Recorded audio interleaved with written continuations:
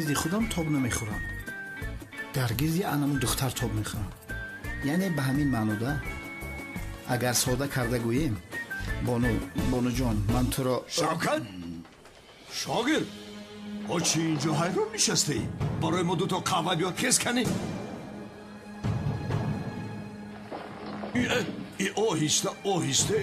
آهسته گوسفند خانم جنابی کنعان کنعان حیوان حیات سوخ خطی کرد. اگر مطرنک شون نام میگردونمی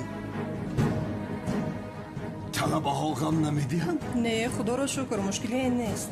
تو رو من میکشم. انیق تو رو میکشم. دیگر در بین ما در آمده نمیتوانم.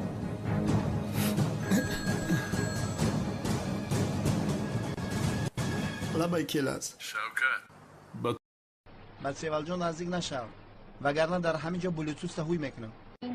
چی گفتی؟ نفهمیدم. بلوتوث را هوی کردن به تو تاثیر نمیکرده است نه؟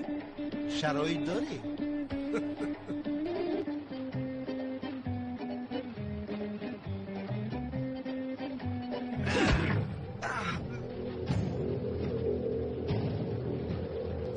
ولی تو زنه خیلی میتونم فرقش. چی کار کردی؟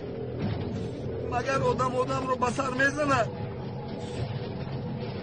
اینه بین چه بینیم خونوما چی کار کردی ها؟ اگر خطا نفهم یک چی پرسم. سیوال جان به خدا خفم کرد. نخواد یک سوال سر سوال پرس. داملازیو با خانم زورا چرا فوتیا کردن؟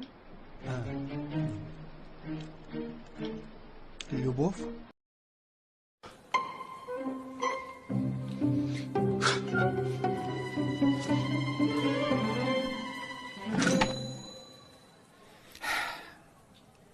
کار بسیار دوام کرد. بیا با یگون خلاصه بیایم بانو جان. بانو جان خطه بکشی که بانو جانی این خیل کارها رو نباید منتظر گذاریم بانو جان. تو باز چی به آدابی داری ها؟ من میگویم که خانم بانو میدونید که عشق یک حسیات عجیبی است. آدم عاشق همه کار رو میتواند کند، حتی میتواند کنعان دیوانه رو بکشد. نفهمیدم. نفهمیدگید خوبه. میدونید خانم بانو جان من یک دلی دارم که عجیب با آسانی عاشق نمیشود. دلی نیست که با آسانی عاشق شود، اما اگر عاشق شود از خود میرود. یعنی این خیلی گویم زمین در اطراف خودش تاب میخورد گو. ولی اگر من با یگان دختر عاشق شوم راستی گپ در گیزی خودم تاب نمیخورد.